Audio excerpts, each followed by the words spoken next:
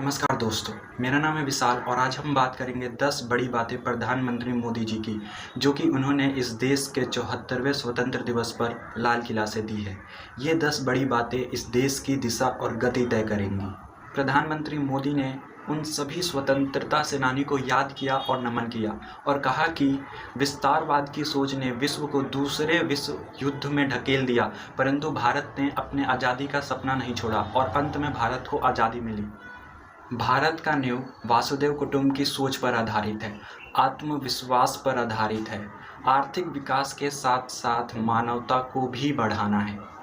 आत्मनिर्भर टॉपिक पे प्रधानमंत्री मोदी ने सबसे ज़्यादा बोला और कहा कि आत्मनिर्भर भारत एक सपना सा लगता था, जो कि अब भारतवासियों ने संकल्प बना के पूरा करने के लिए ठान लिया है। आत्मनिर्भर भारत बनने के लिए हमें अपने प्रोडक्ट के लिए लोकल फॉर वोकल होना पड़ेगा, अपने प्रोडक्ट का विश्व में प्रचार करना पड़ेगा। और एक समय ऐसा था जब भारत के प्रोडक्टों का विश्व भर में नाम हुआ करता था।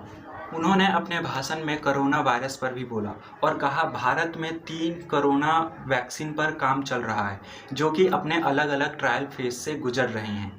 उन्होंने ये भी कहा कि भारत का फ्यूचर रुका हुआ है। ये सेंटेंस उन्होंने बच्चों को एड्रेस करते हुए कहा, क्योंकि पूरे भारतवर्ष में ना तो कोई स्कूल खुला है और कॉलेज, इस वजह से बच्चे स्कूल नहीं जा पा रहे हैं। उन्होंने हेल्थ सेक्टर को भी अपने भाषण में इंक्लूड किया और कहा कि कोरोना ने हमारे हेल्थ इंफ्रास्ट्रक्चर का आईना दिखाया है। हमें भविष्य के लिए तैयार रहना चाहिए और हेल्थ इंफ्रास्ट्रक्चर को और मजबूत करना चाहिए। इसके साथ साथ उन्होंने कहा कि जब भारत में कोरोना आया था तब सिर्फ 1 लैबोरेटरीज़ थी। आज पूरे भारत में 1400 लैबोरेटरीज़ हैं, जहां पर 7 लाख से ज़्यादा टेस्ट होते हैं। इसके साथ साथ उन्होंने नेशनल डिजिटल हेल्थ मिशन का ऐलान किया और कहा कि प्रत्येक भारतीय को हेल्थ आईडी दी जाएगी, जिसमें उसके हेल्थ से जुड़े सारी जानकारियां रहेंगी। आयुष्मान योजना का विस्तार किया जा रहा है, विशेष तौर पर जम्मू कश्मीर और लद्दाख में। धारा 370 हटे हुए 1 साल हो चुका है। वहां पर सरकार अपनी विकास के रथ को आगे बढ़ा रही है। डिजिटल इंडिया की बात करते हुए उन्होंने कहा कि यूपीआई भीम से 3 लाख करोड़ से ज़्यादा ट्रांजैक्शन हुए हैं। 1.5 लाख से ज़्यादा ग्राम पंचायतों को ऑप्टिकल फाइबर नेटवर्क से जोड़ा गया है। साथ में उन्होंने साइबर स्पेस में प्रगति करने की बात कही और कहा कि हम जानते हैं कि साइबर स्पेस हमारे सामाजिक और आर्थिक गतिविधियों के लिए नुकसानदायक है, परंतु हम इससे सचेत रहकर इस पर प्रगति कर रहे हैं।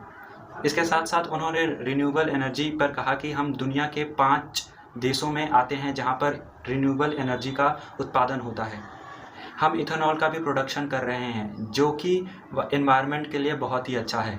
2013 में जहां 40 करोड़ लीटर उत्पादन होता था, आज वहीं 5 गुना ज़्यादा उत्पादन हो रहा है। महिला सशक्तिकरण पर भी बोला और कहा कि अब महिलाएं कोयले के खदान से लेकर वायुसेना में शामिल है और अपने देश के लिए योगदान कर रही हैं।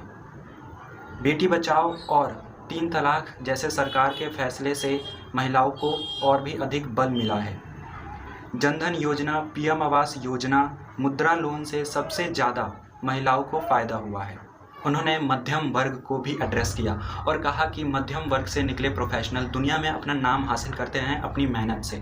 मध्यम वर्ग में मिरेकल करने की क्षमता है। मध्यम वर्ग के लिए हमारी सरकार ने बहुत अच्छा काम किया है, जैसे कि सस्ता इंटरनेट, सस्ता स्मार्टफोन, सस्ता एयर टिकट और होम लोन का भी सस्ता किया है, जो कि इनकी आर्थिक स्थिति मजबूत करेगा। भारत में एग्रीकल्चर रिफॉर्म भी हुए हैं, जिससे किसान अब अपनी फसल पूरे देश में बेच पाएंगे।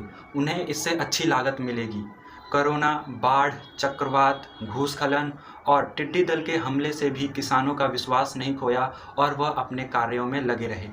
एक समय ऐसा था जब भारत कृषि उत्पादन बाहर से मंगाते थे अपनी आपूर्ति के लिए, लेकिन अब भारत के किसान इतना प्रोडक्शन ऑब्टेन कर रहे हैं कि वो बाहर के देशों को भी एक्सपोर्ट कर सकते हैं। ये एक बहुत ही अच्छी कदम है आत्मनिर्भर के ओर में। उन्होंने अपने सरकार के स्कीम और योजनाओं पर दृष्टि डाली और कहा कि 1 nation 1 ration, PM Awas Yojana, जल जीवन मिशन, कोऑपरेटिव बैंक को आरबीआई के साथ जोड़ना, national infrastructure pipeline project, make in India, multi modal connectivity और गरीब कल्याण योजनाओं से भारत के लोगों को लाभ हुआ है।